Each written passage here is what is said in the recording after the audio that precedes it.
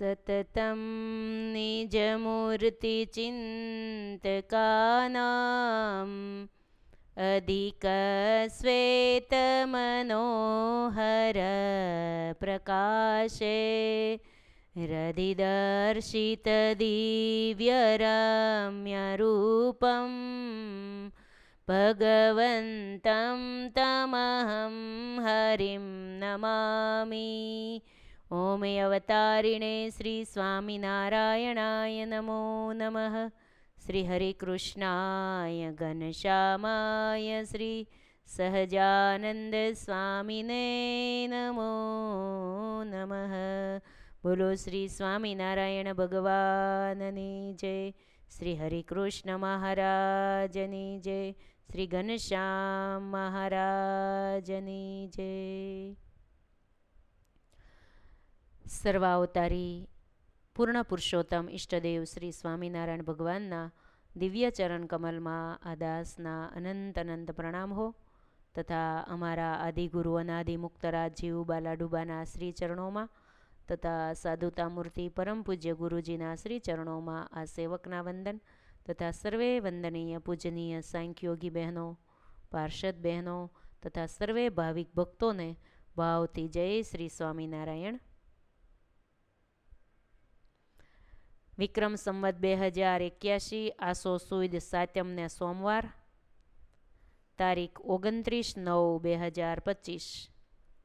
પ્રાણ પ્યારા પ્રભુજીની પૂર્ણ કૃપાથી તથા વાલા ગુરુજીના રૂડા આશીર્વાદ દિવ્ય પ્રેરણાથી ચાલતી નિત્ય કથામાં નિષ્કુળાનંદ મુનિ રચિત હરિબળ ગીતા ગ્રંથની કથા ચાલે છે.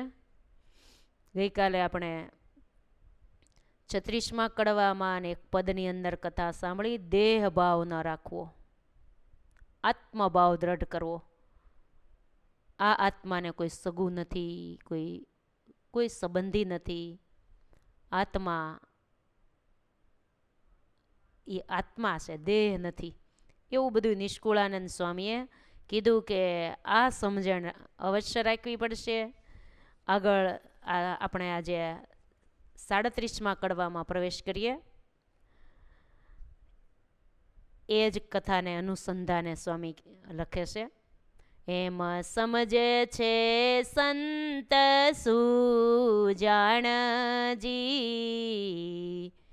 બીજા બહુ કરે છે ખેચાતાણજી. અપાપરને પરઠી પ્રમાણજી, હેતુ વિના સહુ થાય છે હેરાણજી. અપાપરને એટલે પ્રમાણ માનીને ખેંચાતાણ કરે છે. હેતુ વિના સૌ થાય છે હેરાણજી. ક્યાંક કારણ હોય ને હેરાન થતા હોય તો સ્વામી કે વાંધો નહીં, પણ હેતુ વગરના, કોઈ કારણ વગરના હેરાન થાય છે. ઘણાય માણસ કારણ વગરના હેરાન થતા હોય. હેરાન થાય છે હેતુ વિના, તે તો અણ સમજણ આપણી. હેરાન થાય છે હેતુ વિના, તે તો અણ સમજણ આપણી. જેમ એરણ છે લુહારની, પરતાપે તે પીડા તાપની. સ્વામીએ દ્રષ્ટાંત દીધું કે ઘણા કારણ વગરના હેરાન થતા હોય એ તો અણસમજણ કહેવાય. અણસમજણથી ઘણા નથી હેરાન થતા. કોઈ પ્રકારનું કોઈ કારણ ન હોય, કોઈએ કંઈ કીધું ન હોય તો અંદર અંદરથી ઘણા દુઃખી થતા હોય, હેરાન થતા હોય. એ અણસમજણ હોય. સમજણ રાખીને જીવન ન જીવાતું હોય એટલે વાતમાં અણસમજણ આગળ આવી જતી હોય. સ્વામીએ દ્રષ્ટાંત દીધું કે જેમ એરણ લુહારની, પર તાપે તે પીડા તાપની. એરણ તપે છે એ તો માથે લોઢું લાલ મૂક્યું હોય ને, લુહાર હથોડા મારતા હોય એટલે એરણ ટીપાય છે. એમ માણસ અજ્ઞાનથી ટીપાય છે. જેમ લુહાર એરણ ઉપર હથોડા મારે અને એરણ ટીપાય, લુહારથી ટીપાય છે, એમ માણસ અજ્ઞાનથી ટીપાય છે એટલે કે હેરાન થાય છે. આત્મા અજ્ઞાન નથી. આત્મા છે એ અજ્ઞાનતાથી ટીપાય છે, દેહ સાથે એક થયું છે ને માટે ટીપાય છે. આત્મા આત્માને નહીતર કાંઈ ન હોય. બધું જે કાંઈ છે એ બધું દેહનું છે, દેહ ભાવ છે. દેહને આ જોતું ને ઓયલું જોતું ને ઓયલાએ આમ કીધું ને ઓયલું આમ કર્યું ને ઓયલું આમ થયું ને આ મારું ને આ તારું ને આ બધું જે કાંઈ ડખો છે ને એ દેહનો છે. દેહને બધું જોતું છે એટલે આત્માને કાંઈ નથી જોતું, પણ દેહ સાથે ને એ જ થઈ ગયું છે, એકાકાર થઈ ગયો છે. આમ દૂધમાં સાકર બળે ને એમ દેહ સાથે આત્મા બળી ગયો છે. એટલે પોતે દેહ એમ માની લીધું છે આ હું છું, આઈ એમ દેહ, આઈ એમ આ દેહ, એટલે કે હું આ દેહ છું એવું પોતાને મનાઈ ગયું છે ને એટલે હેરાન થાય છે. બાકી દેહ જો આત્માથી જુદો પડી જાય એટલે કે આમાંથી નીકળી જાય એની વાત નથી, એ તો ટાણું થાય તેથી જ નીકળવાનો છે. પણ અંદરથી સમજી જાય કે હું એ આ નથી, મારે આના સંગમાં ખાલી આમાં રહેવાનું છે, બાકી કાંઈ એ હું નથી, મને એનો પાસ ન લાગવો જોઈએ એમ. એટલે સ્વામી અંદરની કેટલી ઝીણી વાત આપણને સમજાવવા જઈ રહ્યા છે. હેરાન થાય છે હેતુ વિના, કારણ વગરનો જીવ હેરાન થાય છે. શું કામ? એને દેહનો સંગ કર્યો છે ને એટલે દેહના સંગમાં એ દેહ ભાવે વર્તે છે ને એટલે હેરાન થાય છે. બાકી કાંઈ આત્મા થોડો હેરાન થાય. આત્મા અજ્ઞાનતાથી ટીપાય છે, દેહ સાથે હેત થઈ ગયું છે એટલે. આગળ બીજું દ્રષ્ટાંત આપે છે સ્વામી આ વાતને સમજાવવા માટે. દેહ ભાવ નહીં રાખવો એ વાત સ્વામી એ પોઈન્ટ ઉપર સમજાવે છે. જેમ અંબર સુંદર ઓઢીએ તે હોય કૌચની કંડુવે ભરું, અળગું ન કરીએ અંગથી તો દુઃખનું નાવે તે સરું. જેમ અંબર સુંદર ઓઢીએ તે હોય કૌચની કંડુવે ભરું, અળગું ન કરીએ અંગથી તો દુઃખનું તે નાવે સરું. જો સ્વામી કેવું દ્રષ્ટાંત લઈ આવ્યા છે. સ્વામી બહુ સરસ દ્રષ્ટાંત આપીને સમજાવ્યું કે આપણા શરીર ઉપર આપણે સરસ મજાનું આ કપડાં પહેરીએ, એ કૌંચ નામની વનસ્પતિ આવે છે. એ કે સ્વામી કે અંબર સુંદર ઓઢ્યું છે એટલે કે સારા કપડાં પહેર્યા છે, પણ તે હોય કૌંચની કંડુએ ભરવું એટલે કે કૌંચ નામની એક વનસ્પતિ આવે છે જેનાથી શરીરમાં બહુ ખંજવાળ આવે છે. શરીરે અડાડીએ તો ખંજવાળ આવે. તો એ વનસ્પતિથી ભરેલું કપડું પહેરીએ તો સુખ આવે. એ વનસ્પતિથી ભરેલું કપડું આપણે પહેરીએ તો શરીરમાં કપડાં ગમે એટલા સારા પહેર્યા હોય પણ શરીરમાં ક્યાંય સુખ આવે? જેમ બકુવાળા કપડાં પહેરીએ, દાખલા તરીકે બકુને તો ઓળખો ને, ઘઉંના ઓપનેરમાંથી જે કુવળ નીકળ્યું હોય ને પછી ઝીણું બકું નીકળ્યું હોય ને કુવળ, એ ઝીણો લોટ જેવું નીકળી ગયું હોય, એ બધું શરીરે ચોંટ્યું હોય અને સારા કપડાં પહેરીએ તો શરીરમાં ક્યાંય શાંતિ થાય. ત્રીજું આપણે એ દ્રષ્ટાંત જોઈએ, ડાભોળા શરીરમાં કપડામાં ચોંટ્યા હોય, ડાભોળાને ઓળખો ને, પહેલાં હાવણી બનાવતા એની અંદર ડાભોળા હોય, એ શરીરમાં ખૂચ્યા હોય અને આપણે કપડાં પહેરીએ તો ક્યાંય શાંતિ મળે શરીરમાં? એટલી ખંજવાળ આવે. ક્યાંય હુવા જાય તો હળકે, પડકું ફરવા જાય તો હળકે, બેઠા હોય તો હળકે, ક્યાંય હક જ ન રહે. અને બકુવાળું શરીર હોય અને કપડું સારું પહેર્યું હોય તોય હરખું શાંતિ ન હોય. પણ શાંતિ જો લેવી હોય તો એ બકુવાળા કપડાં કાઢી નાખવા પડે, સ્નાન કરી લેવું પડે, તો કરડતું બંધ થાય શરીરમાં. આ તો એક સ્વામીએ દ્રષ્ટાંત દીધું છે. કૌંચ નામની વનસ્પતિ, ખાજવણી આપણે જોઈ છે તમે, ખાજવણી. આ કૌંચ નામની, એનું નામ ઈ હશે કદાચ. ખંજવાળ આવે આપણે એને પાંદડાને અડો ને, ખાજવણી છે ને એને પાંદડાને અડો ને તો આખા શરીરમાં મંડે ખંજવાળ આવવા, એને ખાજવણી કહેવાય. અને આ સ્વામીએ કૌંચ લખ્યું છે, કદાચ ખાજવણી હોય કે પછી બીજું હોય જે હશે તે, પણ ખંજવાળ આવે એવી વનસ્પતિ શરીરને અડી છે તો કપડું સારું પહેર્યું છે તો શાંતિ ન આવે. એમ સ્વામી પછી હવે બીજું દ્રષ્ટાંત આપે છે. જો સાંભળજો, એક પછી એક ચડિયાતા દ્રષ્ટાંતો સ્વામી આપી અને આપણને શું સમજાવવા માગે છે? દેહ ભાવ દૂર કરો, આત્મભાવ દ્રઢ કરો, એ સમજાવવું છે ને સ્વામીને.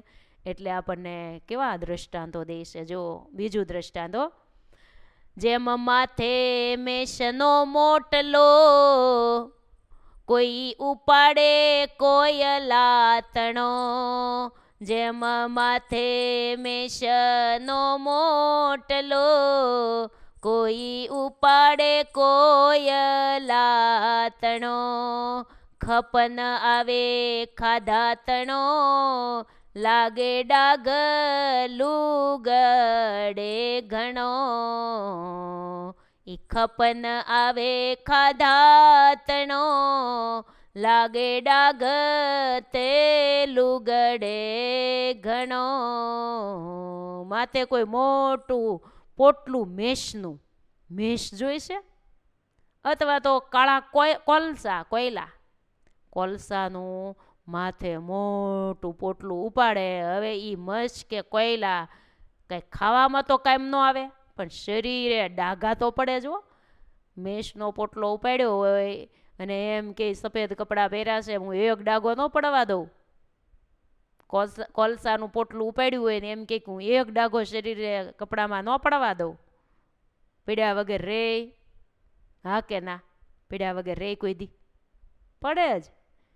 કપડે ડાઘા પીડ્યા વગર રે? આ તો એક સ્વામીએ દ્રષ્ટાંત દીધું. સ્વામી શું કહે છે? મેલે તો મેલાય ખરા, ગુણ અવગુણ બેવું બોજ. અણસમજણ ઉપાડી ફરે, ખરી કર્યા વિના ખોજ. સમજ્યામાં સ્વામી શું કહે છે? આ શરીર ઉપર મેષનો ટોપલો, કોયલાનો ટોપલો, એ ગુણ અવગુણ છે. એ ગુણ અવગુણ રૂપી ટોપલા માથે લીધા છે. મેલ તો મેલાય ખરા, નીચે મૂકી દેવા હોય તો મૂકી દેવાય ખરા. ગુણ ને અવગુણ બે બોજ છે. જેમ અવગુણ બોજ છે ને, ભારરૂપ છે ને, એમ જ ગુણ પણ બોજ છે, ભારરૂપ છે. અણસમજણે માણસ આ બે બોજને ઉપાડીને ફરે છે. સ્વામી એ કહે છે. પેલા આત્મભાવની વાત ગઈકાલે બહુ દ્રઢ કરાવી, અને હવે એમ કહે છે ગુણ અવગુણ રૂપી પોટલાય માથે ન રાખવા આપણે. લ્યો, ગુણ અવગુણનો બોજ એ પણ માથે ઉપાડવો નહીં, એ ભાર રૂપ છે. જેમ તરવું, પાછું દ્રષ્ટાંત હો, જેમ તરવું ઊંડા તોય ને માથે હીરા પથરા મોટ છે, તેમ અવગુણ જગતના ખરા દેનારા ખોટ છે. આપણે તો તરવું છે, તરવું હોય ને, નદી, તળાવ, સ્વિમિંગ પુલ હોય, ગમે ત્યાં આપણે તરવું હોય તો હીરાનો કે પથરાનો ગાહડો માથે મૂક્યો હોય તો આપણને તરતા ફાવે? હા કે ના? હીરાનો ગાહડો છે અથવા તો પથરાનો ગાહડો છે, એ માથે મૂકી દીધો ને કીધું હવે મંડો તરવા. હીરા કે પથરા હોય, પછી પથ્થર હોય કે પછી હીરા હોય, વજન એ વજન. આપણે એમ કંઈ કાંઈ નહીં, પથ્થરનો નહીં, તમ તાર મને હીરાનો ગાહડો માથે મૂકી દો, હું તરીશ. વજન તો એનોય લાગે ને, પથ્થરનો લાગે એમ હીરાનોય લાગે. સ્વામી એમ કહે છે એમ અવગુણ જગતના ખરા દેનારા ખોટ. ગુણનું માથે પોટલું છે એ હીરાનું છે. સમજો, ગુણનું માથે પોટલું છે એ હીરાનું છે અને અવગુણનું પોટલું છે એ પથરાનું છે. બે વજન કરે એવા છે. માથે બહાર રે એ માણસ ફ્રી મગજનો ન કહેવાય. ભાર તો માથે રહે જ. અને ફ્રી મગજ થયા વગર હરી ન સાંભળે. ગુણનો ટોપલો એટલે કે આપણને ભગવાને ક્યાંક સદગુણો આપ્યા હોય ને એ ટોપલો લઈને આપણે અભિમાનથી ફરવું નહીં. માથે લઈને મારામાં એટલું, મને આમ આવડે, હું આમ, એ માથે પોટલો લઈને ફર્યા કહેવાય.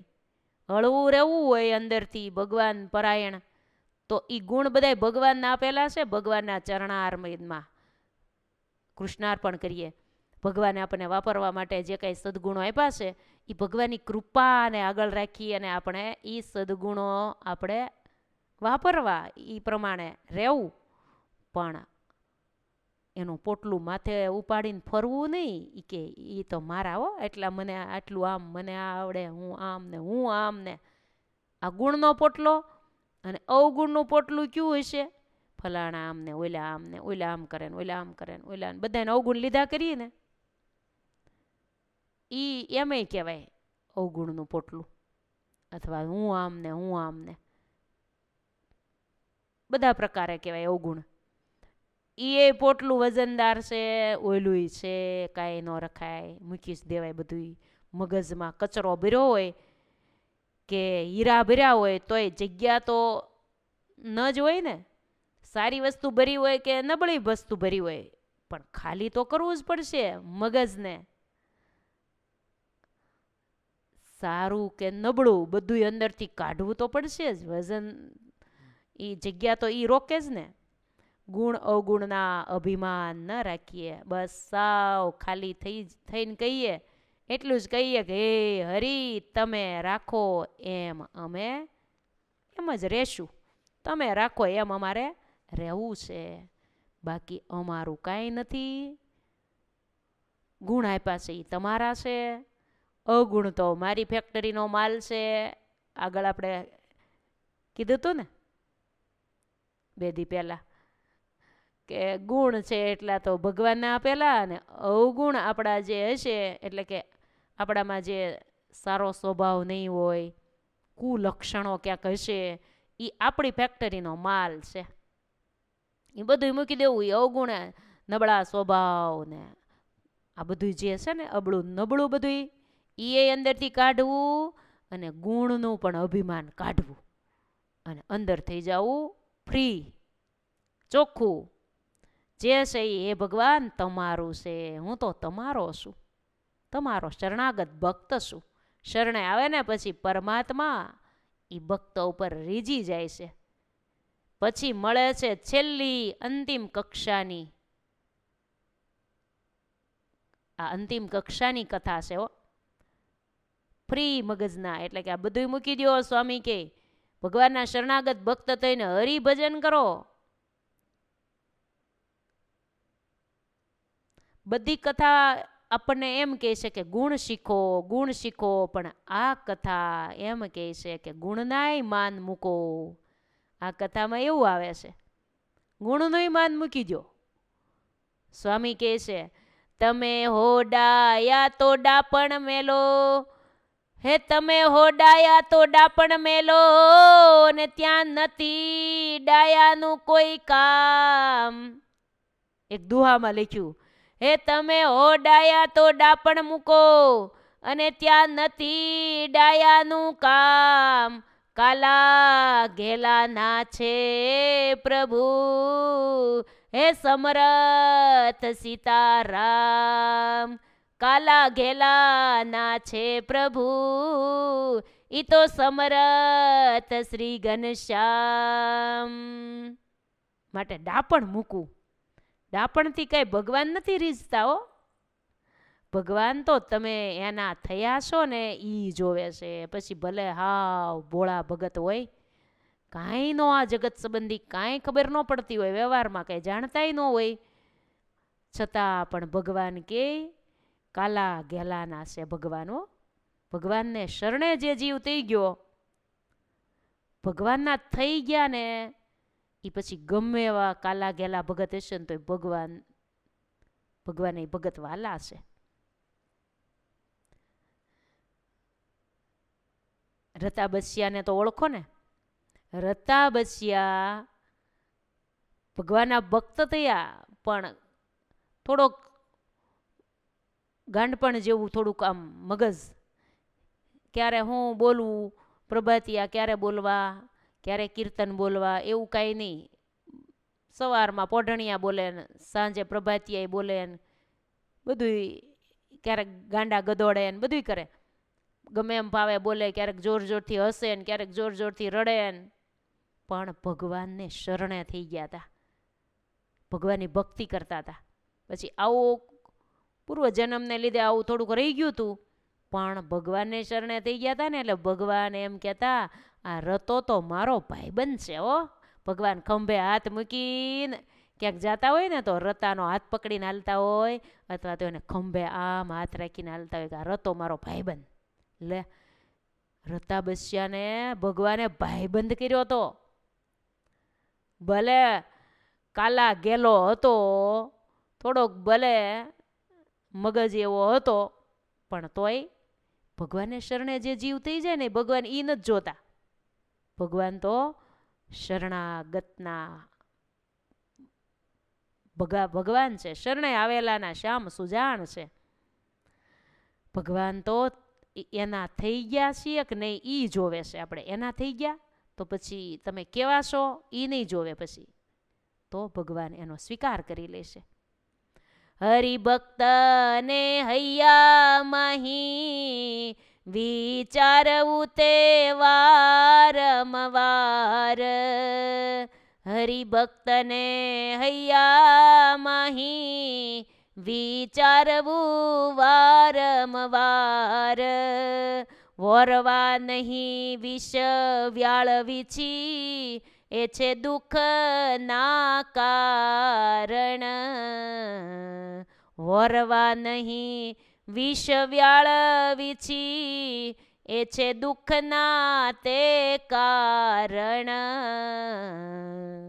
બજારમાં ખરીદી કરવા જઈએ તો આપણે કેળા લઈએ, સફરજન લઈએ, ચીકુ લઈએ, પણ કોક માણસ વીછી સર્પ વેચવા બેઠા હોય તો ઈ આપણે થોડા લઈ લઈએ છીએ, લેવાય કોઈ દી? વીછી, પડકાન, સાપ ને દેડકા આ બધું વેચવા કોઈ બેઠું હોય, બેસતા નથી કોઈ, આ તો ખાલી દાખલા તરીકે વેચવા બેઠા, તો કાંઈ ઈ લેવાય? અને જો લાવીએ તો ઈ શું કરે? સાપ ને વીછી શું કરે? કરડે. સ્વામી કે જે વળગે આ જીવને, થાય અટપટું કરતા અળગે. જે વળગે આ જીવને, થાય અટપટું કરતા અળગે. સ્વામી કે જે આ જીવને વળગે છે ને એ છોડવું પછી બહુ કઠણ પડે છે. જે વળગ્યું સ્વભાવ અથવા ન કરવાનું બધું ટેવો પડી ગઈ,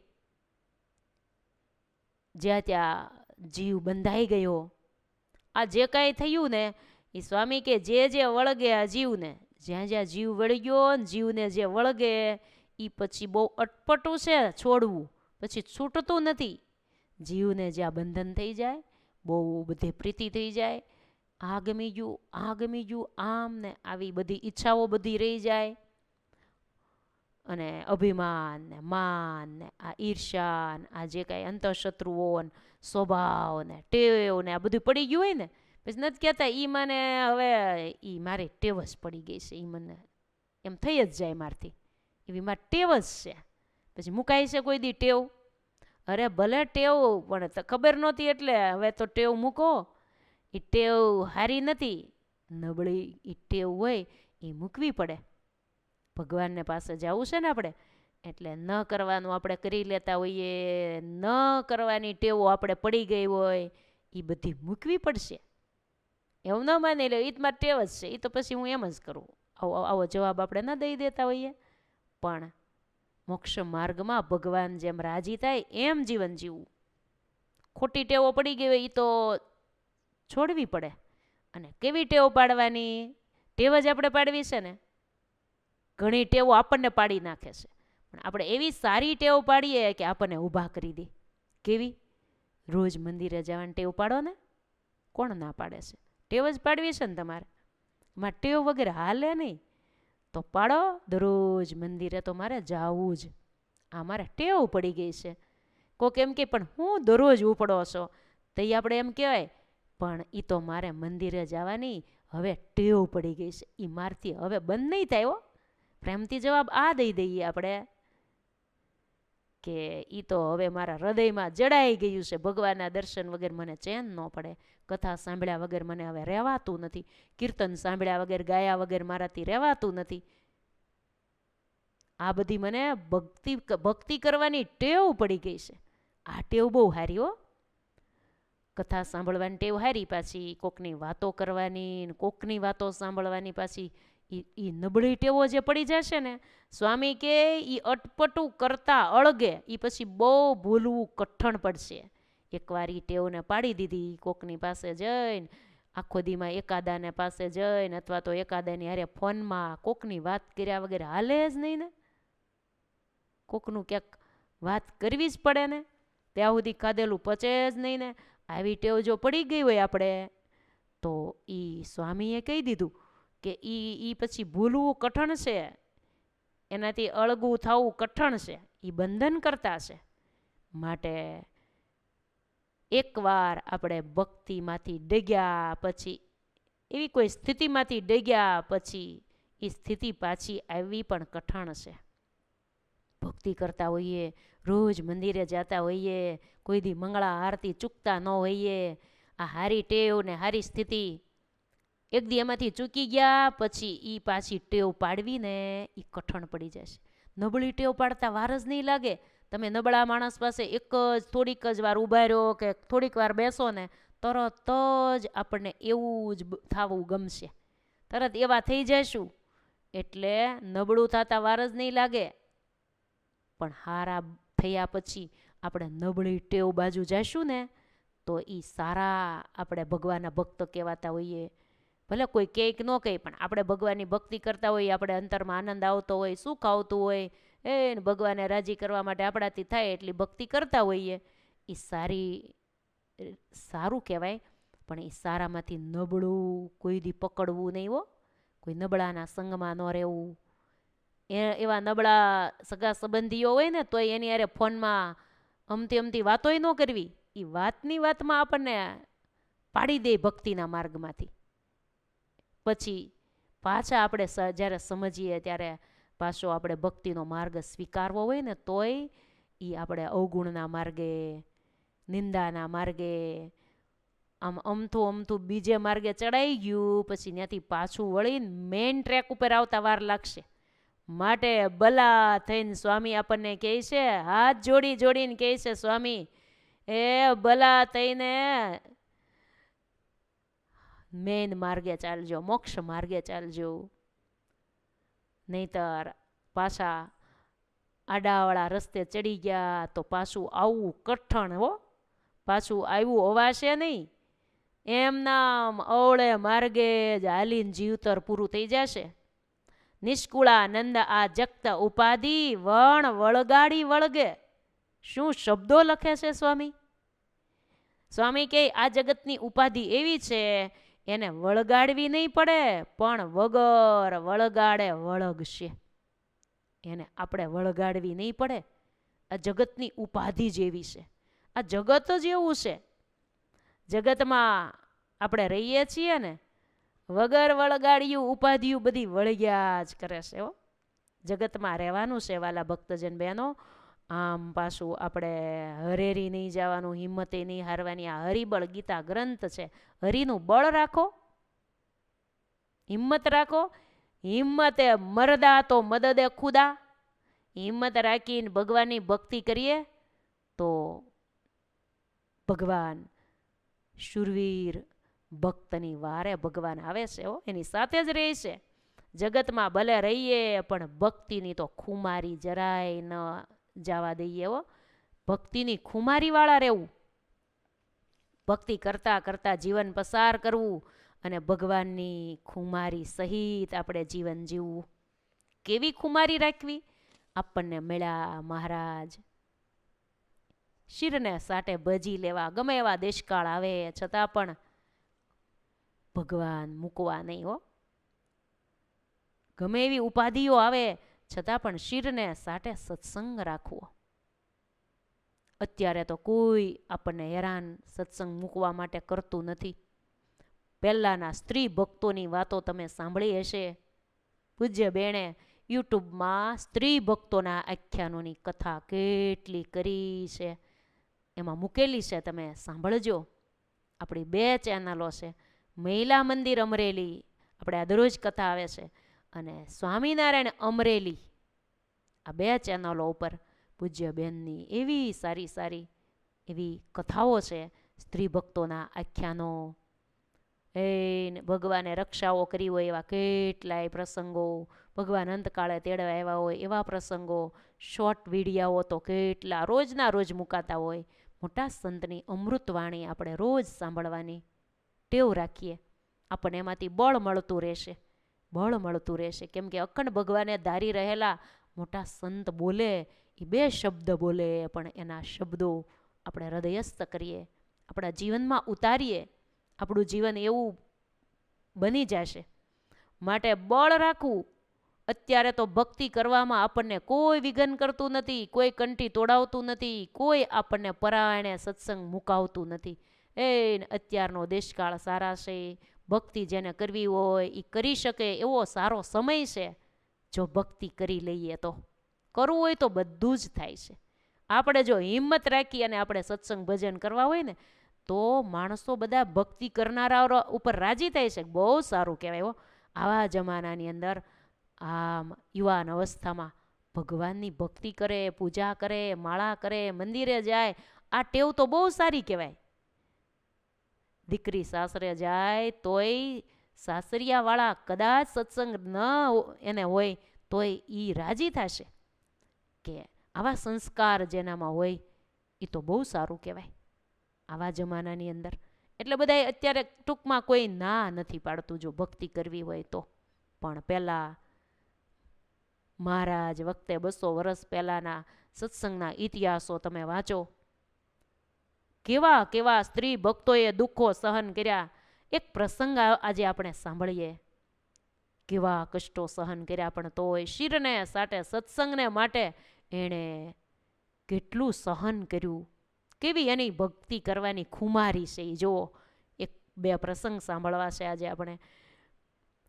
આપણા બેન દીકરીઓએ કેટલું સહન કર્યું. જિંદગીમાં ક્યારેય મોઢામાં લસણ ડુંગળી નહોતા મૂક્યા. પવિત્ર જીવન જીવી અને વ્યસનીઓ મળ્યા હોય છતાં પણ એણે શિરને સાટે સત્સંગ રાખ્યા, સંસ્કારો રાખ્યા. એવા મેંગણી ગામના માનભા બાપુ મહાન ભક્ત થયા. એને એક દીકરી હતા, એનું નામ હતું નાનુબા.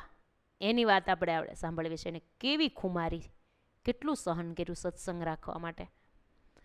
માનભા મેંગણીના હતા, એના દીકરી નાનુબા.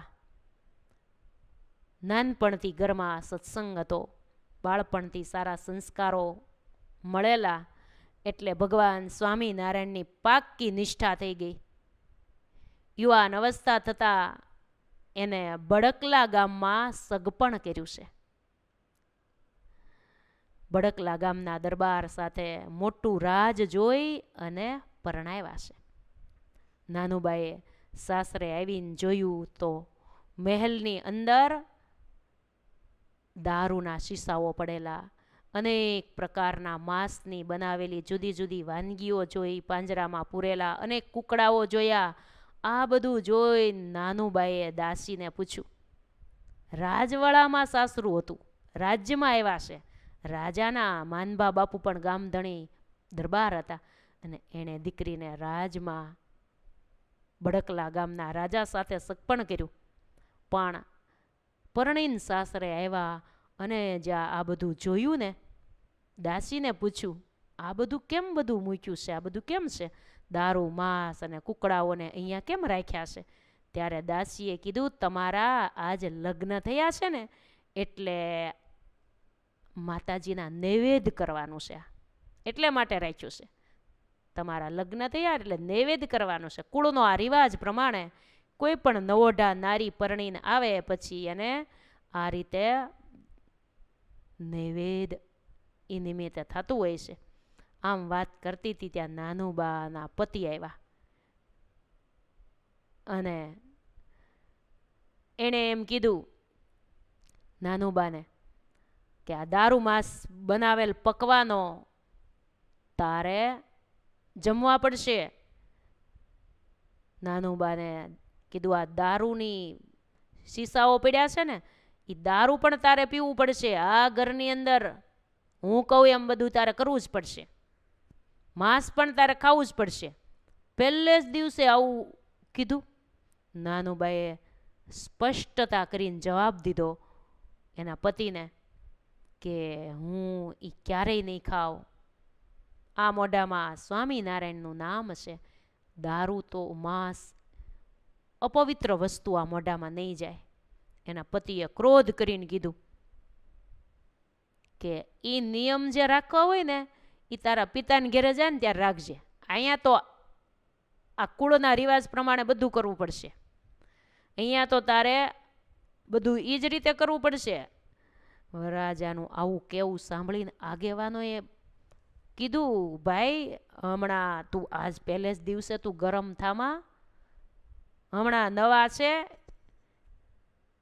એટલે થોડાક દી ના પાડશે, પછી તું તારી રીતે મનાવી લેજે ને. અત્યારે તું શા માટે પહેલે દિવસે જ ગરમ થાશો? અત્યારે ન ખાય તો રહેવા દે ને, પહેલે દિવસે ન ખાય તો કાંઈ વાંધો નહીં. બધાએ સગા સંબંધીઓ એમ કીધું. પછી હવ ઘેરે ગયા અને નાનુબાના પતિએ પહેલે જ દિવસથી ઉપદ્રવ શરૂ કર્યો અને અંતમાં એણે એમ પણ કહી દીધું, સાંભળ, આવતી નવરાત્રિના નૈવેદ્ય તું નહીં જમને તો તને પરાણે દારૂ પાવામાં આવશે, માંસ ખવડાવવામાં આવશે, દારૂ માંસ તારે ખાવા જ પડશે. નાનુબાઈએ ના કહી દીધી કે નહીં ખાવું. ત્યારે સીધી ના પાડી દીધી ને એટલે એના પતિ ક્રોધાયમાન થઈ અને તરત જ ચોટલો પકડી અને નાનુબાને ઢળીને પછાડ્યા છે અને છાતી ઉપર ચડી ગયા. અને પછી બંને હાથ પકડી મોઢું ખોલવા ગયા ત્યાં તો નાનુબાએ મહારાજને યાદ કર્યા જોરથી. એના પતિ છાતી ઉપર ચડીને મોઢું ખોલીને દારૂ પીવા માટે મહેનત કરતા હતા, પણ નાનુબાએ મહારાજને સંભાળ્યા અને ભગવાને એવી તાકાત આપી, આમ હાથ કરીને જોર કરીને અને ધક્કો મારી દીધો એટલે એના પતિ પડી ગયા અને તરત નાનુબા દોડીને ઊભા થઈને અને રૂમમાં અંદર કરી ગયા. અંદર જઈને દરવાજો બંધ કરી દીધો, બારણું બંધ કરી દીધું. એના પતિ બાર દરવાજે ઊભા રહીને એમ બોલ્યા, આજે તારા ભગવાનને તું ભજવા હોય એટલા ભજી લે, કાલે તારા ભગવાનને કેજે બચાવવા આવે. આજ તારે જે ભજવા હોય ભજી લે, કાલ ભગવાનને કેજે મને બચાવવા આવો એમ. કાલે તને દોરડા હારે બાંધીને પણ દારૂ પાયા વગર નહીં રહું. કાલ તને ગમે એમ કરીને દારૂ પાઈશ એમ ધમકી આપી અને જતો રહ્યો. અને નાનુબા ઘરના ઓરડાની અંદર દરવાજો બંધ કરીને બેઠા છે, વિચાર કરે, અરે રે, સાસરિયામાં પગ મૂકતાની સાથે જ કેવી દુર્દશા, કેવું દુઃખ. પરાણે કાલ દારૂ પાસે હું સ્વામિનારાયણ ભગવાનની આશ્રિત છું. જે મુખમાં ભગવાનનું નામ છે એ મુખમાં દારૂ, તો મારું જીવતર હરામ થઈ જાય ને. તો મારે જીવીને શું કરવું છે? બસ મારે હવે જીવન ટૂંકાવી દેવું છે. એ તો ગમે એમ કરીને દારૂ પાસે જ, પણ મારે દારૂ નથી પીવો. ઘરના અંદર બેઠા બેઠા નાનુબાએ ચિઠ્ઠી લખી. ચિઠ્ઠી ખાનગીમાં એક નોકર દ્વારા પિયરમાં મેંગણી મોકલાવી અને કીધું, ચિઠ્ઠીમાં માનબા બાપુ એ સમયે તો ધામમાં જતા રહ્યા હતા, પિતાશ્રી તો ની હયાતી નહોતી, પણ એના ભાઈના નામે નાનુબાએ ચિઠ્ઠી લખી છે. નોકરે જઈને ચિઠ્ઠી એના ભાઈને આપી. ચિઠ્ઠી ખોલીને વાંચવા જાય એમાં ચિઠ્ઠીમાં એમ લખ્યું હતું કે, હે મારા માડી જાયા વીર માધવસિંહ તથા મેરુભા,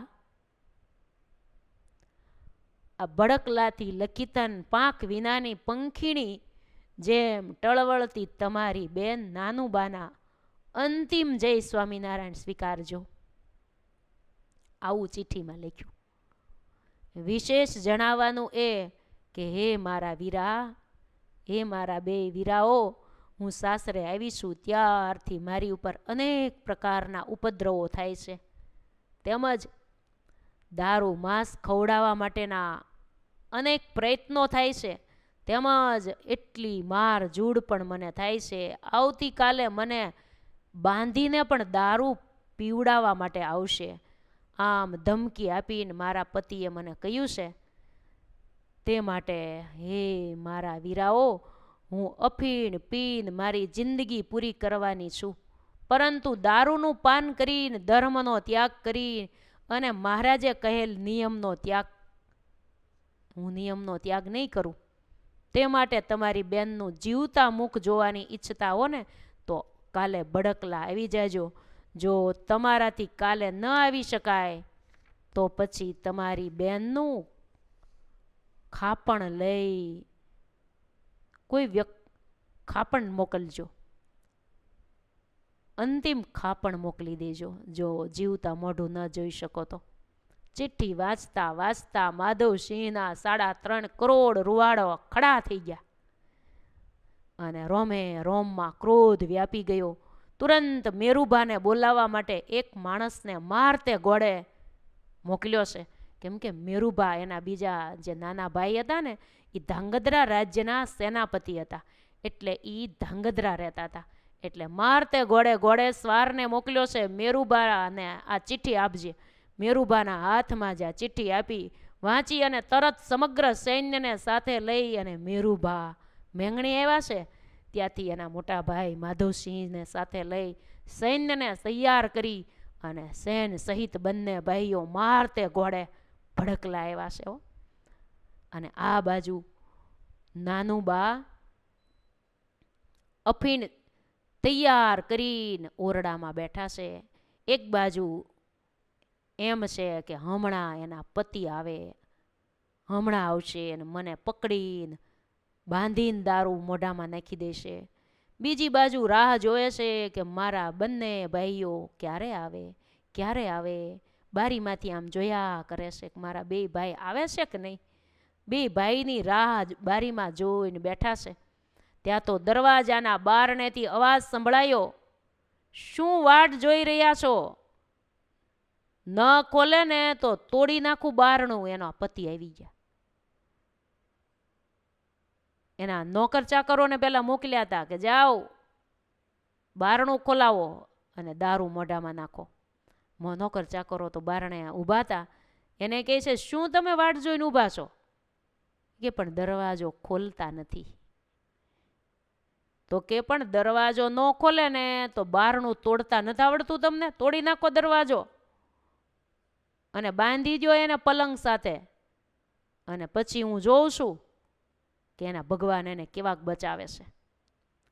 એમ નોકરોને ઓર્ડર કર્યો છે. અને નાનુબાનો પતિ કહેતો તો આવી રીતે કે બાંધી દો એને પલંગ આરે અને હમણાં એનું મોઢું ખોલીને દારૂ પાઈ દો.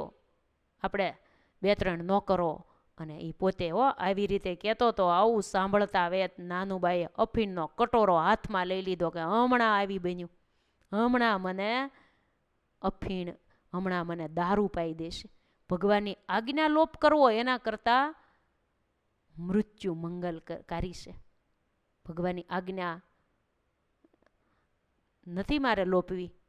દારૂ પીને મારે આ દેહને અપવિત્ર નથી કરવો. એટલે એકદમ કટોરો ગોળીને બેઠા હતા અફીણનો, અને હાથમાં લઈ લીધો. અફીણનો કટોરો હાથમાં લીધો, મહારાજનું સ્મરણ કર્યું. મહારાજ, આપની આજ્ઞા છે આત્મહત્યા ન કરવી, પણ શું કરું મહારાજ? મારે તો ધર્મ સંકટ છે મહારાજ. આ દેહને મારે અપવિત્ર વસ્તુ નાખીને અપવિત્ર નથી કરવો. માટે મહારાજ, આપનું સ્મરણ કરીને હું અફીણ પીવા તૈયાર થઈશું. શ્રીહરિનું સ્મરણ કરીને જ્યાં અફીણનો કટોરો પીવા માટે જાય, મોઢે મૂકવા આમ કર્યો, ત્યાં તો દરબાર ગઢમાં આકલાને પડકારા સંભળાણા. એટલે નાનુબાઈએ બારીએથી નીચે જોયું, ત્યાં તો પોતાના બંને ભાઈઓને સૈન્ય સહિત આવતા જોયા. નીચે પરસ્પર સૈનિકો લડતા હતા, એ બૂમો પડાતા હતા, કેટલાય ઘાયલ થયા હતા, કેટલાયનું મૃત્યુ પણ થઈ ગયું. આ બધું જોવામાં ઓતપ્રોત બન્યા હતા બધા. ત્યાં તો કડેડાટ કરતો દરવાજો તૂટ્યો, અને ક્રોધે ભરેલો નર પિચાસ, એનો પતિ, નાનુબાનો પતિ, હાથમાં દારૂની બોટલ લઈને આવ્યો. નાનુબા પાસે આવી, જોરથી પકડી અને દારૂની બોટલ ખોલવા ગયો. ત્યાં તો જેમ હરણને અચાનક પકડીને ચિત્તો પછાડે ને, એમ માધવસિંહ અને મેરુભા બંને ભાઈઓ અચાનક આવીને છલાંગ મારીને એના પતિ એનું ગળું પકડીને પછાડી દીધો. ખૂબ માર માર્યો. પોતાની બેનને વિધવાના કપડાં ન પહેરવા પડે ને એટલે એને જીવતો રહેવા દીધો, બાકી ખૂબ માર માર્યો. ખૂબ ધમકી આપી કે પાપી, મેંગણીની સીમમાં પગ મૂકીશ નહીં, આજથી તારી સાથેના સંબંધો બધા જ પૂરા થઈ જાય છે. આ રીતે કઈ નાનુબાને સાથે લઈ અને બંને ભાઈઓ મેંગણી આવ્યા છે. પછી નાનુબાએ આજીવન સાંખ્ય યોગ પાળીને ભગવાનનું ભજન કર્યું છે. તમામ ભક્તજનોને ભલામણ કરી છે આ બંને ભાઈઓએ, સાંભળજો, પૈસામાં દીકરીને ક્યારેય તમે દુઃખી થાય એવું કરશો નહીં. સારા સંસ્કારો જોજો. માલ મિલકત ધન સંપત્તિમાં દીકરીને ક્યારેય તમે દેશો નહીં. દીકરીને તમે સારા સંસ્કારી કુળમાં આપજો. ભલે પૈસે ટકે થોડા ગરીબ હોય, પણ એના સંસ્કાર સારા હશે ને તો પૈસો તો રળવાથી મળી જશે.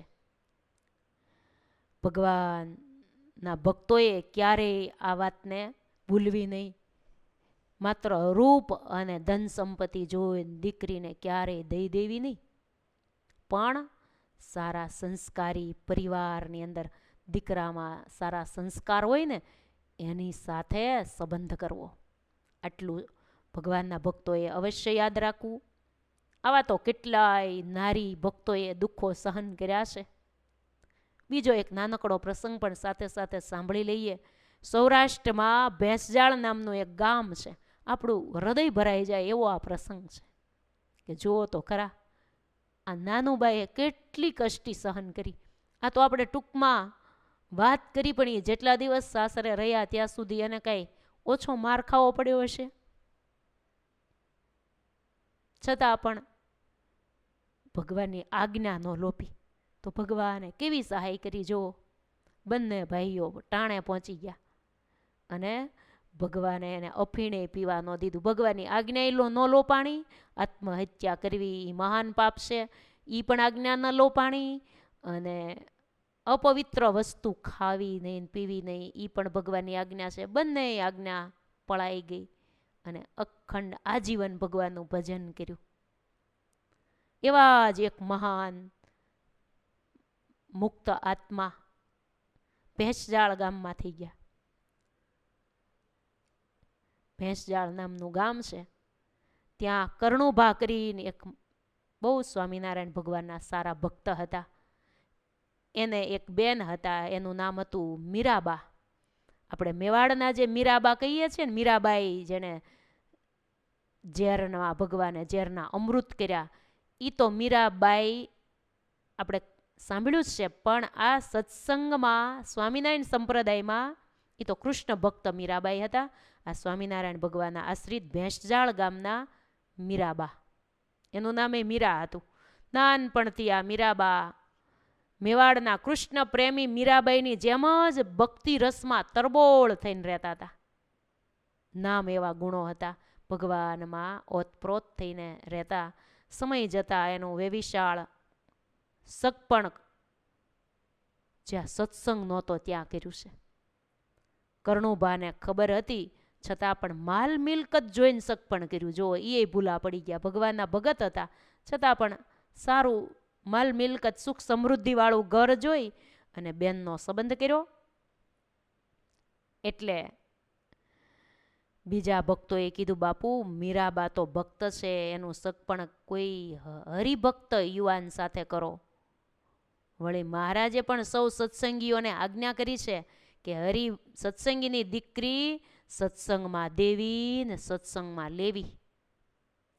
માટે આ તમે જે સગપણ કર્યું છે એ ભગવાનની આજ્ઞા વિરુદ્ધ કર્યું છે. ત્યારે કરણુબા બોલ્યા કે વરરાજા ખૂબ ધનવાન છે, તેમજ મોટા રજવાડાના માલિક છે, અને પાછા રૂપવાન પણ છે. બીજું બધું તો છે જ, ફક્ત એક જ છે, વ્યસની જ છે. એટલી જ ખામી છે. એ તો મીરા સાસરે જઈ અને બધું સુધારી દેશે. ભાઈને તો બિચારાને એમ આવું સારું ઘર, કુળ સારું, બધું સારું છે. એક એને વરરાજાને વ્યસન છે, તો એ તો મીરા સત્સંગ રાખે છે એટલે એ જશે એટલે એના કહેવાથી બધું મૂકી દેશે. આમ જવાબ આપી લગ્નનું નક્કી કર્યું અને મીરાબાઈ સાસરે ગયા. સાસરે આવ્યા ત્યાં તો ત્યાંય દારૂની મહેફિલ જોઈ. લગ્ન પ્રસંગમાં મીરાબાઈએ વિચાર કર્યો, અરે મારા ભાઈએ આવા ઠેકાણે મને કેમ પરણાવી. આવતા વેતી અને તરત દ્રાસકો પડ્યો કે મારા સાસરિયામાં આ બધું આવું છે. બહુ અફસોસ કરતા કરતા શયનખંડમાં ગયા. એના પતિ મોડી રાત્રિએ આવ્યા, નશાના કેપમાં હાથમાં દારૂની બોટલ લઈને આવ્યા.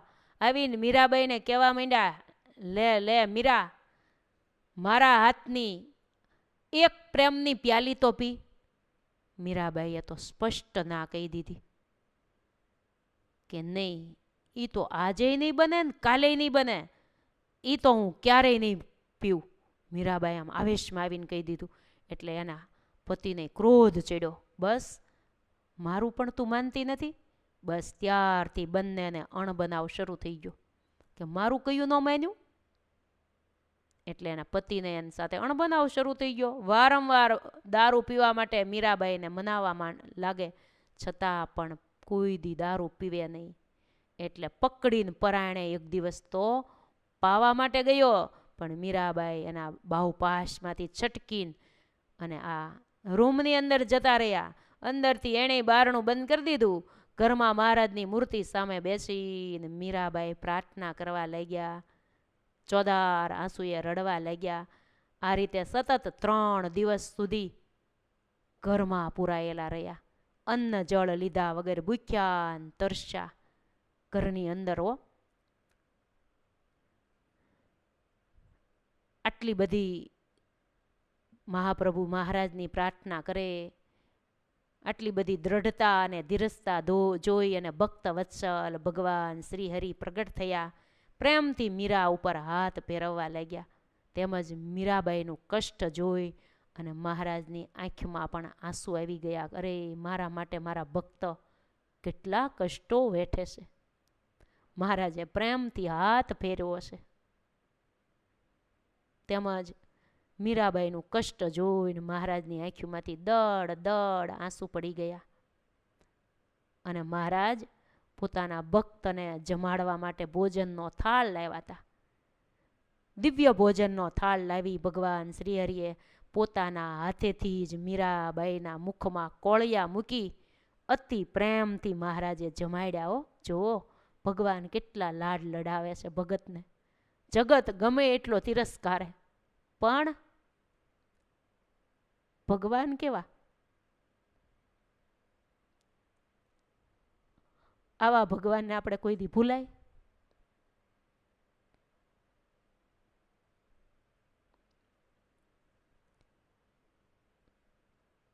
કેવી ખબર રાખે છે ભગવાન? પળે પળે પળે પળે આપણી ખબર રાખે છે. જો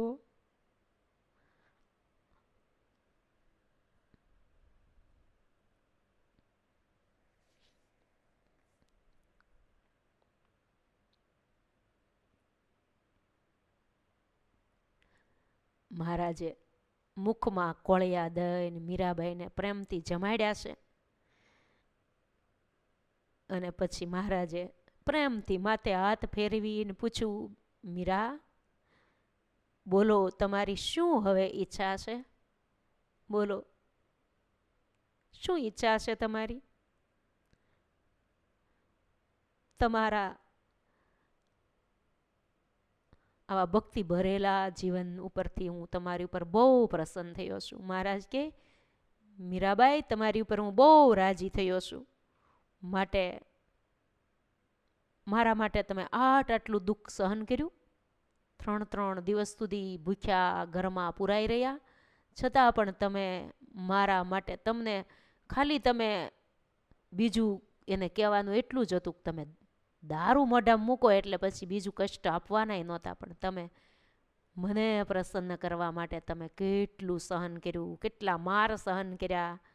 માટે તમારી જે ઈચ્છા હોય એ બોલો, આજ તમારી પર હું બહુ પ્રસન્ન છું. તરત મીરાબાઈએ હાથ જોડ્યા છે. પ્રભુ, મહારાજ કે હવે તમારે અહીંયા રહેવું છે? ના મહારાજ, આ જમપુરી જેવા ઘરમાં મારે નથી રહેવું. તમારા ધામમાં મને લઈ જાઓ મહારાજ.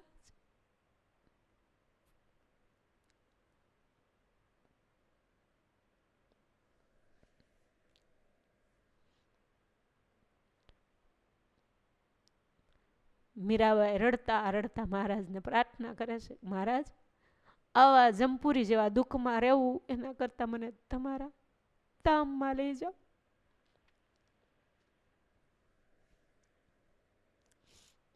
આપણું હૃદય ભરાઈ જાય એવી આ ગાથા છે.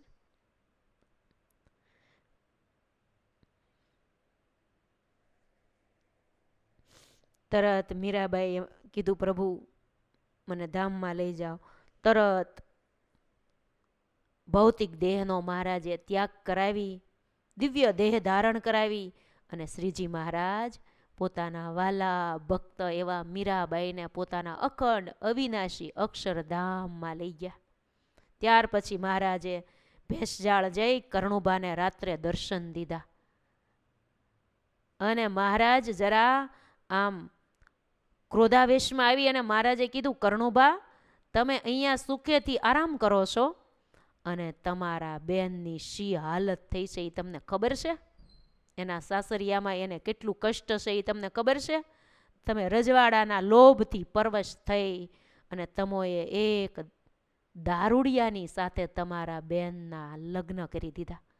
સુખ સમૃદ્ધિ સામું તમે જોયું છે, એના સંસ્કાર સામે તમે ન જોયું. તમોને આખા સત્સંગમાંથી કોઈ સત્સંગીનો કોઈ પરિવાર તમને ન યાદ આવ્યો અને તમે આ વ્યસનીની સાથે તમારા આવા સદગુણી સંસ્કારી બેનને પરણાવી દીધા. શું સત્સંગીઓને ત્યાં દીકરાઓ નહોતા? એ છોડીને તમે આવી રીતે તમે કુસંસ્કારીને ત્યાં તમારા બેનને ફેંકી જ દીધા રૂપિયા જોઈને. એની જિંદગીનો તમે જરાય વિચાર ન કર્યો? ભગવાન ટપકો દર્શન દઈને આપે છે સ્વપ્નામાં. રાત્રિએ કરણુબાને સ્વપ્નામાં નહીં, પ્રત્યક્ષ દર્શન દઈને કીધું, આ રીતે ભગવાને ખૂબ ઠપકો દીધો. અને આવું બોલતા સાંભળીને કરણુબા તો આભા બની ગયા. એકદમ મહારાજના ચરણ પકડીને માફી માગવા લાગ્યા. હે મહારાજ, મારી ભૂલ થઈ ગઈ મહારાજ, આવું મને નહોતું ખબર. મને તો એમ કે ઘર સારું છે, સુખ સમૃદ્ધિ વાળું છે અને બધું સારું હતું. એક વ્યસન, મહારાજ કે એમાંથી જ બધું થાય છે. બીજું કદાચ ન હોત ને, અને એક વ્યસન ન હોત ને તો બીજું તો આવી જવાનું હતું. કમાણી કરવાથી, રૂપિયા રળવાથી મળે છે, પણ સંસ્કારો ક્યાંય મળતા નથી. યાદ રાખજો, રૂપિયા તો રળવાથી મળી જશે, દેશમાં હોય કે વિદેશમાં હોય, પણ સારા સંસ્કારી તમારા દીકરા દીકરીઓ હશે ને તો એ ગમે ત્યાં જશે ને તો એ રૂપિયા તો રળીને પણ ભેગા કરી લેશે, પણ સંસ્કાર નહીં હોય તો જીવન ધૂળ ધાણી થઈ જશે. મહારાજ આવું બોલ્યા. મહારાજ કે સાંભળો કરણુબા, તમારા બેન મીરાબાઈને હું ધામમાં લઈ ગયો છું, એટલે એના સસરાને ઘેર હવે તમારે જવું નહીં પડે. આટલું બોલીને મહારાજ અંતર ધ્યાન થઈ ગયા. પછી તો કરણુબાને પારાવાર પસ્તાવો થયો અને હરિભક્તોના કીધેલા શબ્દોએ યાદ આવ્યા. જે હરિભક્તોએ કીધું હતું ને એની પાસે જઈને પોક મૂકીને કરણુબા ખૂબ રેડ્યા.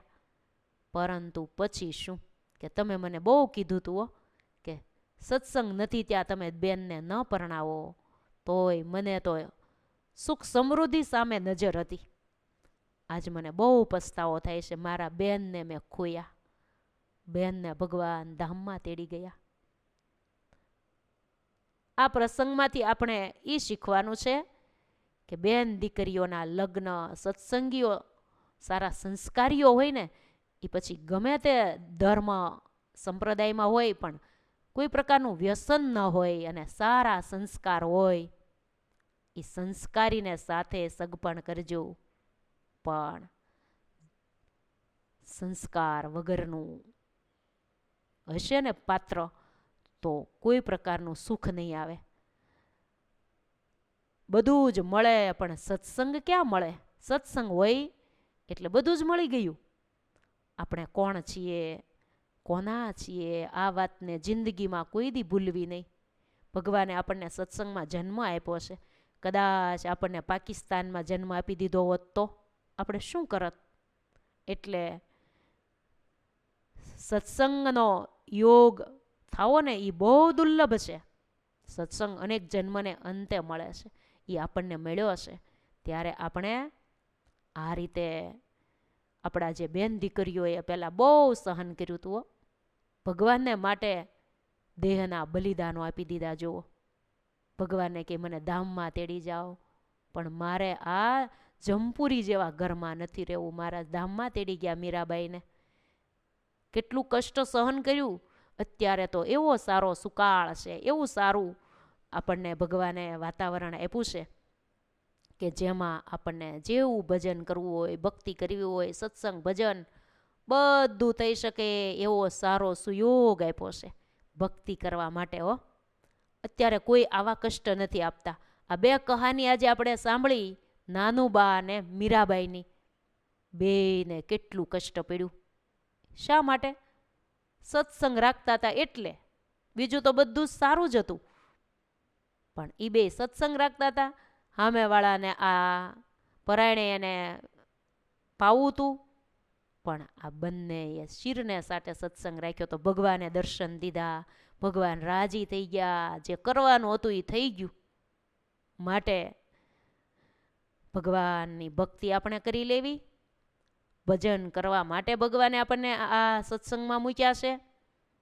નિષ્કુળાનંદ સ્વામી કહે છે, જે વળગે આ જીવને થાય અટપટું કરતા અળગે, નિષ્કુળાનંદ આ જગત ઉપાધિ વણ વળગાડી વળગે. સ્વામી કે આ જગતની ઉપાધિ તો એવી છે, એને વળગાડવી ન પડે, એ વણ વળગાડી વળગી જ જાય છે. માટે કુટેવો નબળું નબળું જે છે એ તો વળગાડશું નહીં ને તો એ જગત સંબંધી માયા વળગી જ જવાની છે. પણ આપણે ભગવાનને વળગી જવું, ભગવાનને ભજી લેવા, અને નબળું જે ન કરવાનું હોય એ છોડી દેવું, અને ભગવાનને આપણે સદાયને માટે ભજન સ્મરણ કરીને જિંદગી પૂરી કરવી. ઇતિ શ્રી કડવું 37મું અહીંયા પૂરું થયું. આપણે આવતીકાલે 38માં કડવાની કથા સાંભળશું. અત્યારે મહારાજના મંગલમય નામ સાથે આજની કથાને વિરામ. સ્વામી નારાયણ મારા નાથ, સ્વામી નારાયણ, સ્વામી નારાયણ, સ્વામિનારાયણ મારા નાથ સ્વામિનારાયણ, સ્વામિનારાયણ મારા નાથ સ્વામિનારાયણ, સ્વામિનારાયણ મારા નાથ સ્વામિનારાયણ, સ્વામિનારાયણ, સ્વામિનારાયણ મારા નાથ સ્વામિનારાયણ. બોલીએ સ્વામિનારાયણ ભગવાન કી જય. જય સ્વામિનારાયણ.